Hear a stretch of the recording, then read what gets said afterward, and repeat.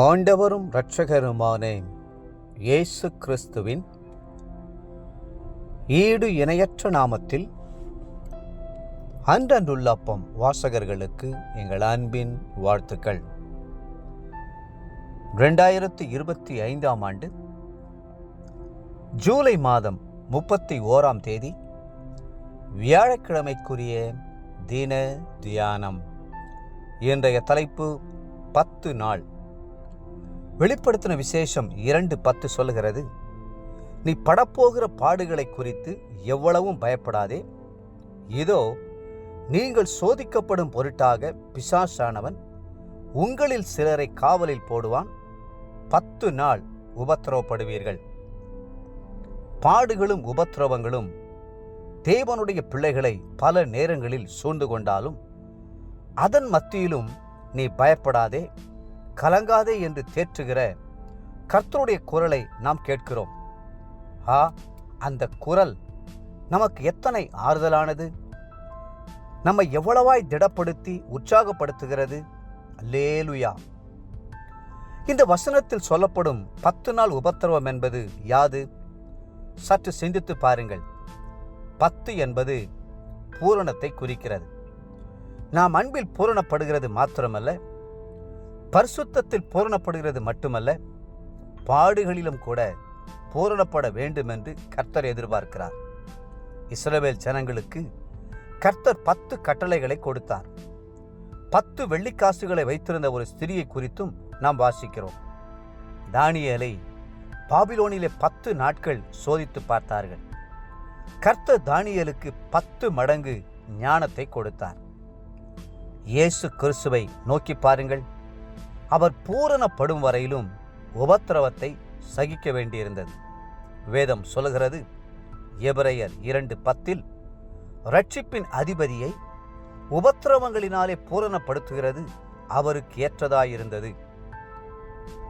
உபத்திரவத்தை கர்த்தர் நமக்கு என்றென்றைக்கும் தந்து கொண்டே இருப்பதில்லை. கிறிஸ்து சிலுவையிலே சில மணி நேரங்கள் தொங்கினார். அதன் பின்பு மகிமையாய் பிதாவின் வலது பாரிசத்தில் உயர்த்தப்பட்டார். தாவீதின் பாடுகள் சில ஆண்டுகள்தான். சவுலுக்கு பயந்து மலைகளிலும் குன்றுகளிலும் ஒளிந்து திரிய வேண்டியிருந்தது. ஆனால் அந்த உபத்திரவத்திற்கு பின் அவர் மேன்மையாய் மகிமையாய் உயர்த்தப்பட்டு இஸ்ரவேலின் மேல் ராஜாவாக அபிஷேகம் பண்ணப்பட்டார். மட்டுமல்ல, அந்த உபத்திரவங்கள் கர்த்தருக்குள் அவரை உறுதிப்படுத்திற்று. நான் உபத்திரவப்பட்டது நல்லது, அதனால் உமது பிரமாணங்களை கற்றுக்கொண்டேன் என்று அவர் சொல்லுகிறார். 119 சங்கீதம் 71 வசனம். கர்த்தர் யோசேப்பை கூட உபத்திரவத்தினால் பூரணப்படுத்தும்படி சித்தம் கொண்டார். சகோதரர்களால் பகைக்கப்பட்டு குழியில் போடப்பட்டான். எகிப்தில் அடிமையாய் விற்கப்பட்டான். போத்திபாரின் வீட்டில் அநியாயமாய் பழி சுமத்தப்பட்டு சிறையில் தள்ளப்பட்டான். ஆனால் ஒரு நாள் வந்தது, கர்த்தர் அவனை முழு எகிப்திற்கும் அதிபதியாய் உயர்த்தினார்.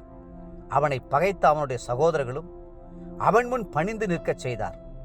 அவன் சந்தித்த உபத்திரவங்களும் பாடுகளும் அவனுக்கு மிகுந்த ஆசீர்வாதமாய் மாறின. தேவ பிள்ளைகளே, வெகு விரைவில் உங்கள் உபத்திரவம் நீங்கி போகும்.